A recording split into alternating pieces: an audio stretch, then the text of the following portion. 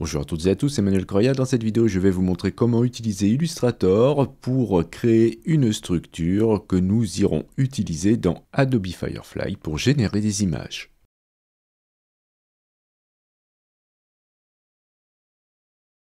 Je vais partir avec un document carré. Je vais aller ajouter du texte. Pour cela, je prends l'outil texte. Je vais cliquer une fois dans mon plan de travail et je vais écrire glace.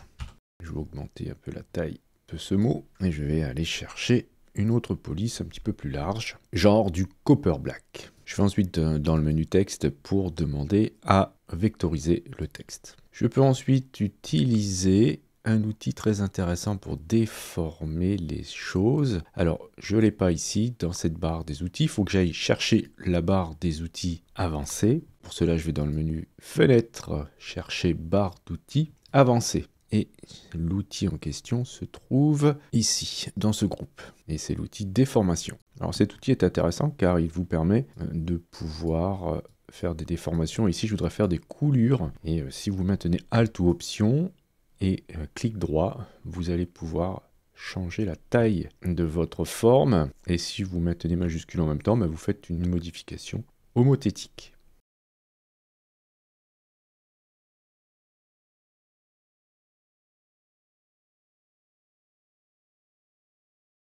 Pour faire les arrondis, vous pouvez prendre l'outil d'arrondi qui se trouve dans le même groupe que l'outil Shaper, c'est celui-ci, outil arrondi. Et ça vous permet, lorsque vous le faites sur un objet sélectionné, de refaire les arrondis. Donc il suffit de passer dessus comme ça.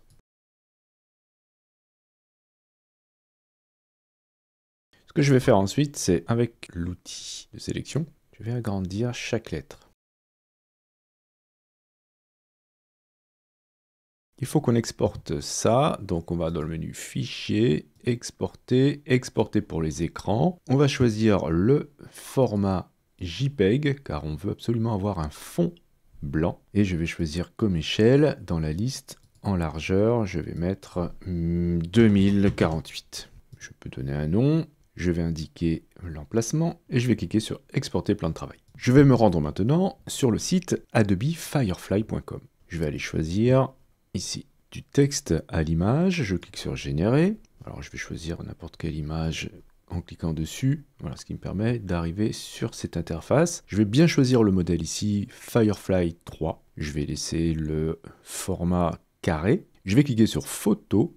Je vais aller chercher dans structure à charger une image. Je vais aller chercher l'image que nous venons de faire. Je vais écrire le mot glace écrit avec de la glace qui coule, fond de couleur orangée. Voilà, j'obtiens ce résultat, donc c'est bien de la glace avec un fond orangé et on commence à voir un petit peu ce que j'ai écrit. Je vais demander ici à augmenter la force de la référence qui par défaut est au milieu. Donc vous voyez, vous avez 3 niveaux. Je vais me mettre au plus à droite et je vais à nouveau cliquer sur générer. Donc là, j'obtiens quelque chose de beaucoup plus conforme à ce que j'ai dessiné. Si je souhaite télécharger l'image, je vais cliquer sur télécharger. Et je peux même les mettre en favori en cliquant ici, sur l'étoile. Si je souhaite avoir maintenant autre chose comme type de glace, par exemple une glace à la pistache, je peux le demander dans le prompt et en plus avoir une image de référence pour le style. Alors ce que je vais faire, c'est que je vais supprimer la structure ici, en cliquant là, et je vais demander à avoir ici, par exemple, une boule de glace. Je vais écrire verte parce que si je mets pistache, je vais me retrouver avec des pistaches dans l'image. Donc je vais mettre une boule de glace verte. Je vais préciser vue rapprochée. En train de fondre, posée sur un sol violet, vue de haut. Voilà, je vais générer ce type d'image avec ce simple prompt. Alors je vais garder celle qui m'intéresse. Et on peut aussi jouer avec l'intensité visuelle. Voilà, plus vous irez à droite et plus vous aurez quelque chose de plus sophistiqué, de plus artistique, de moins strict par rapport à votre prompt. Voilà, vous voyez que là, c'est déjà beaucoup plus créatif. Donc on peut les garder en tant que référence, on ne sait jamais. Et si vous ne voulez pas systématiquement les sauvegarder, vous pouvez les mettre en favori. Et si je mets l'intensité au minimum, eh bien j'obtiens quelque chose de vraiment très dépouillé, et c'est peut-être ce que je préfère pour l'instant. Une fois que vous avez vos références, vous pouvez à nouveau faire appel à votre structure. Donc je vais recharger ma glace, je vais mettre la force au maximum, je vais ensuite aller chercher une référence dans le style ici, je vais utiliser une des générations comme référence. Donc je vais sur modifier et je peux demander à ici utiliser comme référence stylistique. Sinon bien sûr je peux faire glisser une des images que j'ai sauvegardées ici ou aller cliquer ici pour aller charger une image. Donc je vais indiquer maintenant le mot glace s'écrit avec de la glace verte en train de fondre posée sur un sol violet vu de haut. Et j'obtiens ce type de résultat. Alors là, c'est carrément de la glace au kiwi, mais en tout cas, c'est à peu près ce que je souhaitais. Les couleurs sont les bonnes, et j'ai bien quelque chose qui fond. Donc j'obtiens ça aussi. Là, j'ai des boules, c'est pas tellement ce que je souhaitais. Ça, c'est nettement plus proche.